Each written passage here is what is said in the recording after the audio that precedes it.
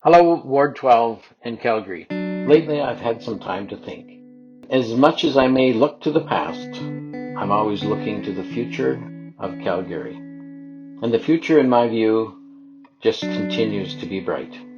Yes, we're having some troubled times at this point. The pandemic, the economic downturn, is addressing some of the situations in a way in which Calgary will grow in the future. But with the historic decision of approving the Green Line, that growth will continue to be positive. It will take time, but we've seen this situation in the past, going all the way back to the 80s and 70s, and then today, 2020. I've always found it amusing when you look back into the archives of the Calgary Herald and find articles such as these, titled "Study Group Wants the LRT Transit Plans Derailed, 1977. I found another one in May 1982, City Advised Against LRT Extension. Another in November of 1982, Noisy Ralph Lobbies for the LRT. The interesting thing with all these articles, and today with the Green Line, someone is saying don't do it for the same reasons across all three. And there's usually happens to be a former city planner in the group. It is also interesting that in all three scenarios, today, 80s, and in 1977, the economy was down, looked bleak, and we have the call of don't do it because we don't know what's coming in the future. Of how could you plan to do something so risky as the Green Line? Had they not built the first LRT, beginning in the 70s, with the discussion of extensions by Ralph Klein, what would our transit system look like today? If we don't continue with the Green Line now, the future won't be as positive as I think it could be. When I think back on the Green Line, I'm absolutely amazed that we consider in 2010 we were nowhere even near to think about constructing the Green Line. At one time, it was thought only to be a dedicated bus lane called the Setway, the Southeast Transitway. And then in 2013, we were able to absorb $52 million of tax room. And I want to make it perfectly clear that despite the negative responses by a minority of individuals over this decision, it was absolutely the best decision I could have ever made for Ward 12 and for the City of Calgary. What happens is the Calgary sets their budget in November, and Council has to guess on what the provincial take on your property tax will be. In the following April and March, the province sets their budget and then sends a requisition to the City of Calgary. In 2013, it was $52 million less on an annual basis than what the city thought they might ask for.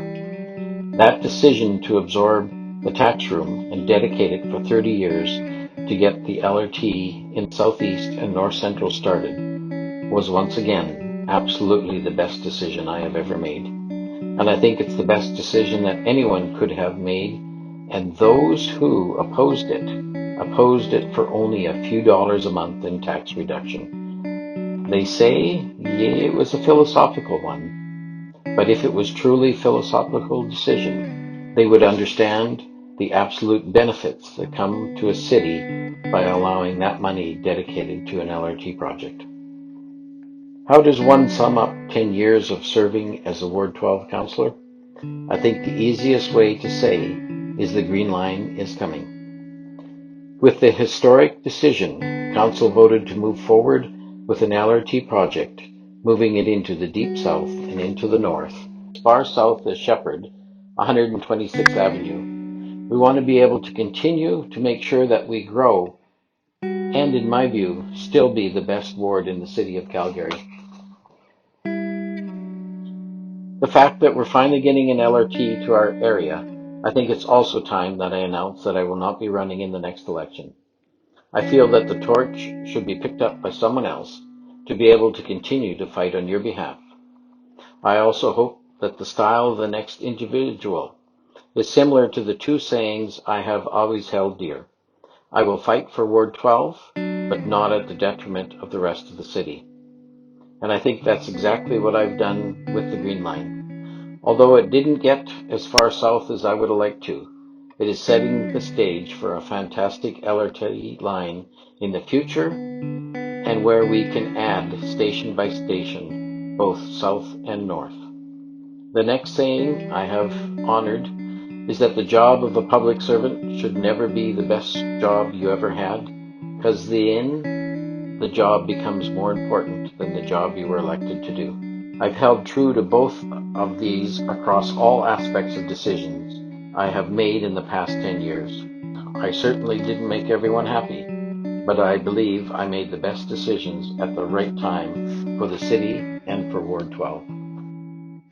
In 2010, I had a business card stated I was aspiring to be your alderman. I was lucky and successful enough in the first election to be elected by over 9,000 residents of Ward 12, and that continued. It has been my pleasure and absolute honor to serve as the Councillor of Ward 12 for the last 10 years, with a little over a year to go in this term. I want to take a moment and talk about my decision not to run in 2021 election. Some are personal and some are professional. It will be 11 years in October of 21. I do believe in term limits to a degree, and for me, 3 terms is the right number to serve. I believe Ward 12 needs someone who will be able to aspire to be your councillor, continue with enthusiasm and the ability to collaborate and compromise with the rest of the city to improve our ward and our city. I want to probably make the only political statement I have made in the last 10 years. Unfortunately, the political scene on the municipal level has taken a downturn. It has become negative and accusational, sensational, and in some cases void of truth. A term often used is weaponized misinformation. I have seen a number of organizations and council in the last while who spew rhetoric and information that is not 100% correct. On a personal note, unfortunately, many families feel the effects of cancer. My wife was diagnosed in 2019 and has had several operations and is in the middle of chemo and radiation treatment. I believe that should be my priority. I need and want to devote more time that has been lost during my careers to the important factors in my life. My wonderful, loving wife, who is my best friend, she has been there for me to make my own decisions, ensuring I am happy and follow through with some of my life's goals. Our joint amazing families, including the blessings of our beautiful children and grandchildren, our spiritual life, and helping and caring more for our friends and neighbors. I do want to thank all of the individuals in Ward 12 that I've come across, even the naysayers and negative ones, because we have to be open to all sides of what makes up our society. I would hope who takes my spot in the future would uphold to the 2 sayings I talked about earlier, that integrity and openness and willingness to look at all sides is critical before decisions are made. There must be an open-mindedness to all and a willingness to look at all sides as we move forward into a new era for Ward 12.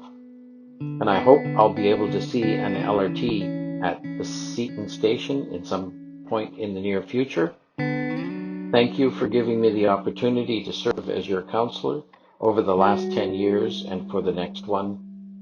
I thank you for the education and discussions that I've had with literally thousands and thousands of residents in Calgary and Ward 12. I appreciate all that I've learnt, what I have gained, and what I hope that many of you appreciate my time and effort to serve Ward 12 and the City of Calgary to make sure that we're growing to be a positive and upbeat manner.